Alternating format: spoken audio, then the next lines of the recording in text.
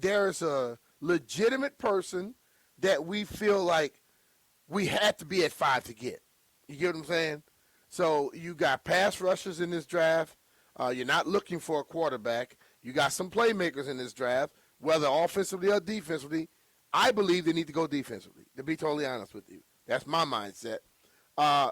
So it doesn't make me a difference if you're at 5, 6, or 7. I don't ever want to see a situation where you want to go onto a field and have your guys thinking, we need to lose this game. Because whenever I start seeing players trying to lose for a draft position, then hell, I'm going to stop following football. Yeah, I don't think it's ever about the players. I don't think a player is ever going to be on the field thinking about that. And frankly, I don't think it's about the coaches. Maybe the head coach could have a broader opinion of things. But the players on the field are playing to win, period. Yeah. And if you're not, you're going to get hurt, period. Totally. The only thing I guess they could have done, and I was there for it, like I watched it happen, so I know that this is a thing that could occur. Many years back, when Washington won the division in 2020 with Ron Rivera at 7-9, the Eagles knew they were firing Doug Peterson. That year had gone sideways for Philly. They knew they were firing Doug Peterson. They wanted to maximize draft positioning. And if you think about Howie Roseman, he runs a super cutthroat, always looking to get an edge type of program. And Howie undoubtedly made Doug Peterson pull Hurts at halftime and put in Nate Sudfeld. I don't think the situation's comparable for Washington because they're not firing Dan Quinn. And if Adam Peters was to make that call, hey, pull Josh Johnson, put in Driscoll, put in Hartman, which they wouldn't even be allowed to put Hartman in yesterday unless both the other guys got hurt. But my thing is, how do you know Driscoll don't go in the game and cook? Right. So that's the thing of it. I know what it goes down and it looked like. What if Sudfeld had gone in there and cooked? Right. What if it was a dud? Right. You know, the whole thing about it is you can make those moves, but ultimately you still have to make the right pick. Okay? That's what it comes down to. It doesn't come down to what position you're in to get the pick. Hell, people have found people from 1 to all the way to the end of the 7th. We ran through the Rams' defensive line, how good that group has been, and there's one first-rounder, and I think he was taken 20th. A lot of those dudes are third-rounders. Man, look, go through the Hall of Famers on this football team and tell me how many of them are first, second, third. Yeah, I just you look through that, and then you begin to see. I think what we do now, we are a click-based society, and we like to make certain things bigger than they're supposed to be. But when you really look at it, it doesn't make that big of a difference if you get the best out of the player. Now, I understand if you look at I think every year we hear about trade down, and then there just really aren't that many opportunities to trade down. Unfortunately, I think Washington's going to be in the same boat. I kind of think they would have been at 5 or 7, and that's why I think this is really just much ado about very little. There's only going to be really 2 quarterbacks in this draft that drive the process, right?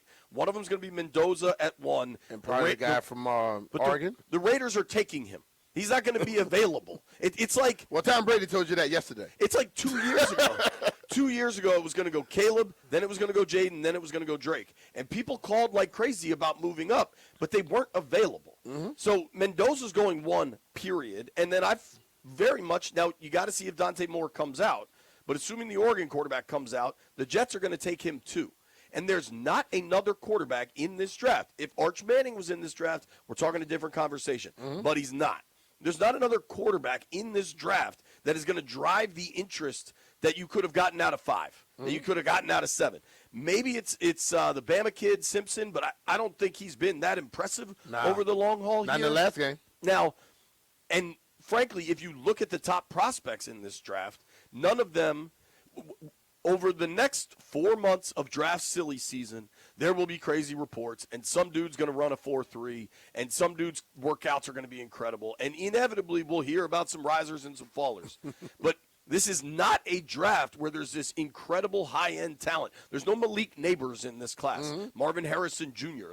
There is not the elite talent that would have driven the market for all these hypothetical trade backs that people are going to scream about from 5 to 7. So is there something to it? Sure. but I think it's much ado about very little. Like, I understand the draft value charts. There's also, like, the Jimmy Johnson chart versus the more updated Bill Belichick chart. Like, there are some differences in that. I'm aware of all of it. If you want to be upset about draft positioning, I ain't mad at you. But if you're happy your team went to Philly and won a game yesterday, I'm not mad at you either. I wouldn't be mad at it ever when your team go win. Okay? I'm never going to be mad at nobody that if you're happy that your team won, why would I be mad at that?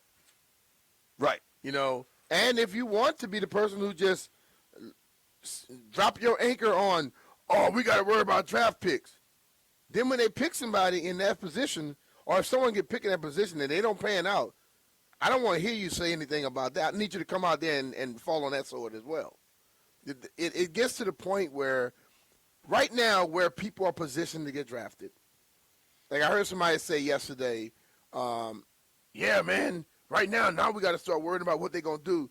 I'm like, if you don't know how good somebody is right now, then you got a damn problem. Because they've already played 2, 3, or 4 years of football, some of them 5 and 6. So if you don't know how good they are because of the damn film and what they've done on film, you're waiting now just for a 40 time?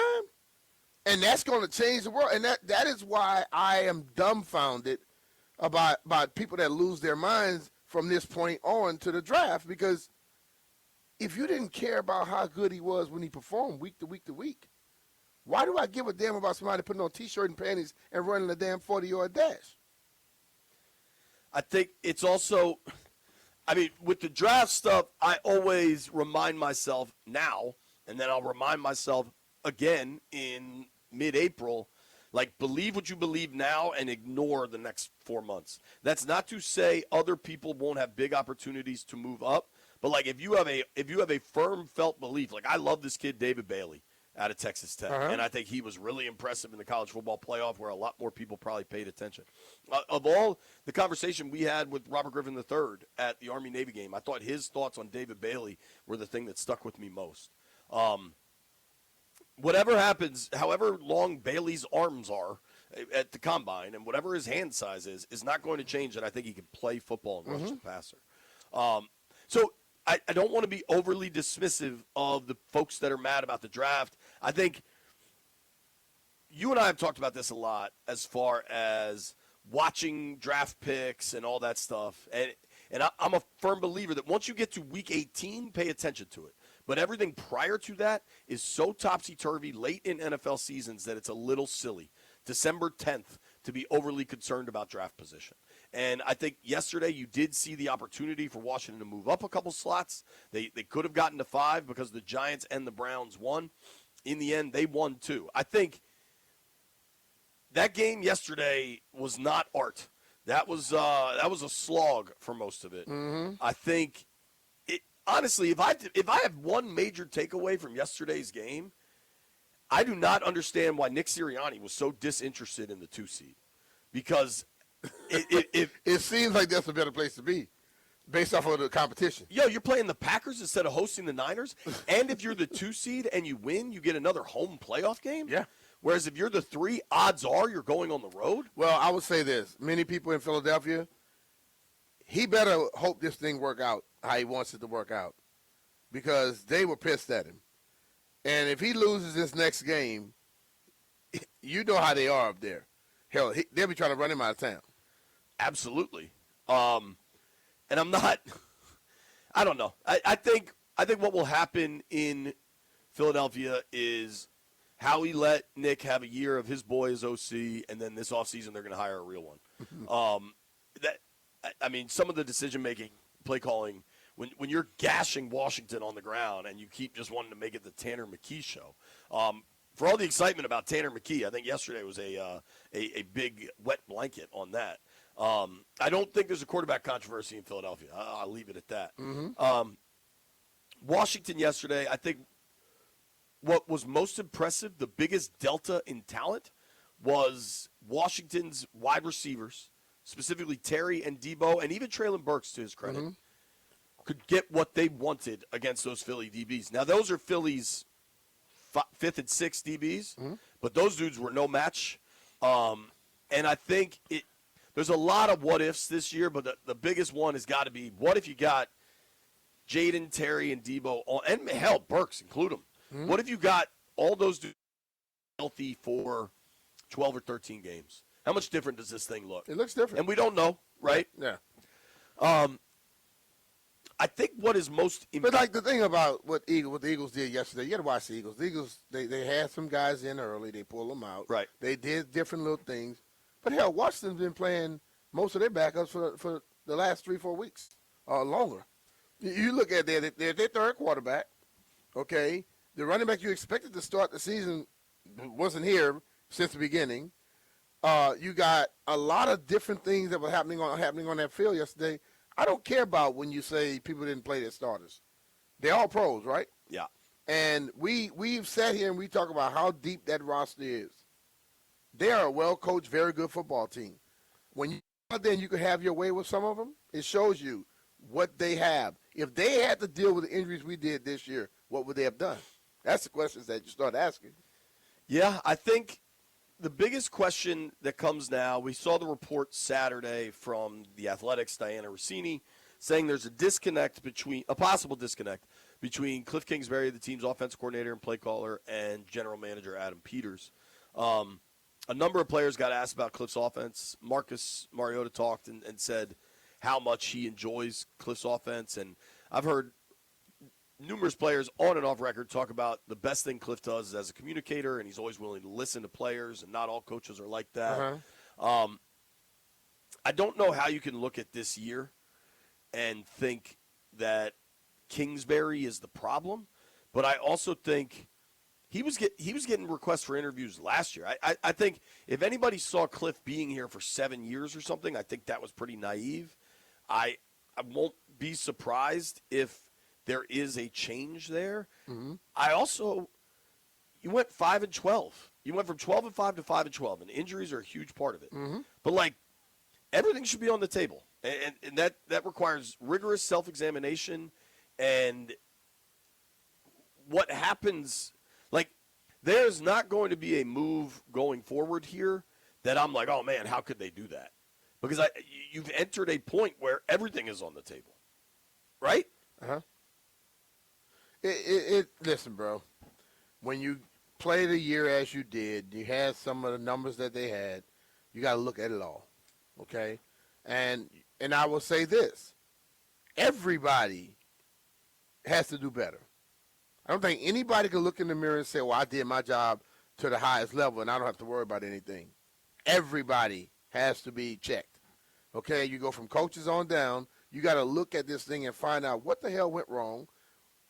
Beyond the injuries that went wrong, that we weren't the same as we were last year. You have to look at that. My biggest fear, and I don't think they'll do this, but what I want to hear when AP and DQ talk this evening, and we've heard from DQ all year. It's important to hear from Adam tonight, frankly. But I don't want them to place too much blame on injuries. I think that is a complacent approach. And the reality is there were major injuries and it impacted everything. But you got to look at everything else because that's the stuff you can't control. What do coaches, football players all say? Control what you can control. That's all you can do. You can't control the injuries. You control your figure out what the hell else went wrong. Yeah. And that list is significant. Yeah. But it's a lot of questions that were there last year. And the way that things worked out, you overlooked them. Those questions popped up again this year, and they have to be answered as far as coaching. Jaden was a human eraser last year. Jaden made a number of significant, crazy plays at the end of the season, at the end of games, that bailed out a lot of trouble. He wasn't playing this year much. He finished 4 complete games. That exposed a lot. Yeah, but see, you had this dude making crazy plays. Maybe you shouldn't have to rely on the quarterback. My thing right here, I don't care who your quarterback is. I don't care how good they are. Your quarterback should not be an eraser for anybody. Okay? If things just go out there and he does his job, yes. But he shouldn't have to overcorrect every other play for anybody. Any call, any coach, any players. I keep saying that's the most dependent position in sport. We give it, I think, too much in this world, in this country, we give that position too much of the accolades because they can't do a damn thing by themselves. And when it gets to the point where, hey, make something happen, that's a problem in my book. You got to make that person's job as simple and easy as possible, then allow them to use their superhuman talents later on if they have to, and when they're forced to, not just because I know you have it. Right. That's laziness on the other side.